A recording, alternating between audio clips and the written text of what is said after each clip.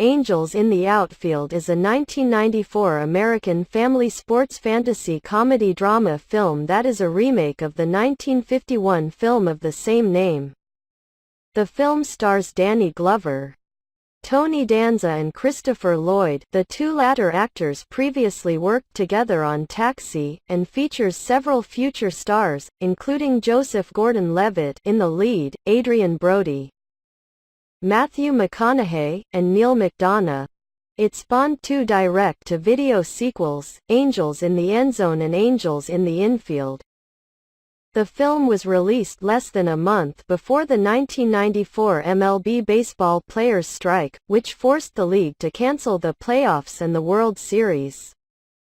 This film features a fictional playoff race that never would have been played out in real life.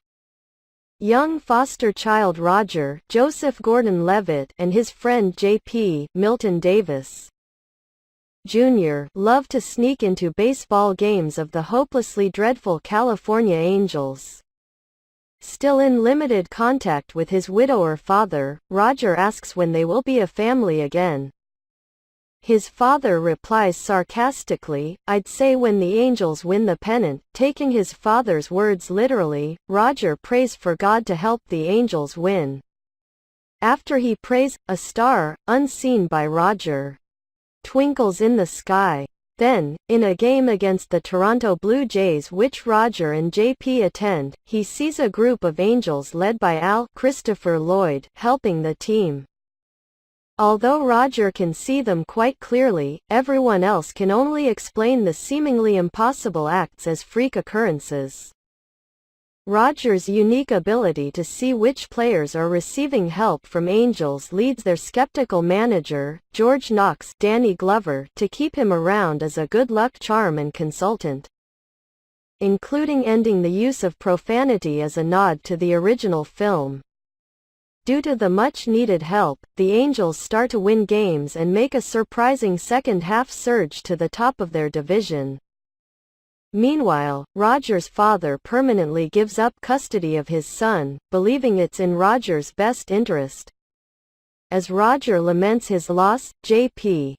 accidentally reveals to antagonistic sports broadcaster Ranch Wilder, J.O. Sanders, that Roger has the ability to see angels, and that George has been winning through the advice Roger's given him.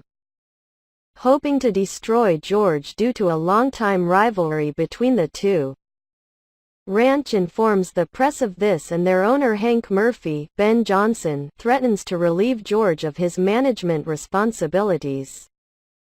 Roger comes clean to his caretaker Maggie Nelson, Brenda Fricker, about his special ability, and at a press conference they and the entire team defend George in front of the press.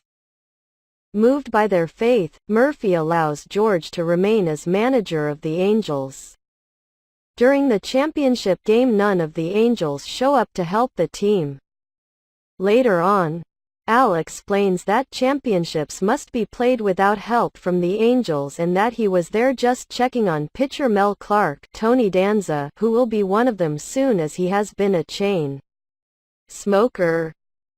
Mel starts struggling, and is getting tired after throwing 159 pitches. When George goes out to the mound, everyone thinks he's going in to take Mel out, but instead, George gives him some motivation.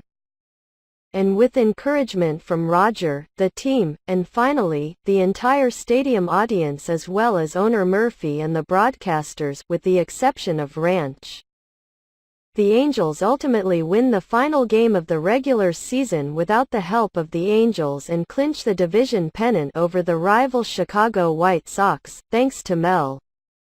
Murphy fires Ranch due to his denigration of the team. The film ends with George adopting both Roger and JP as he wants to try be a father. JP sees Al at the window and says, "I knew it could happen." Al circles around the house and says, "We're always watching," and flying off into the stars, which reenact a baseball game.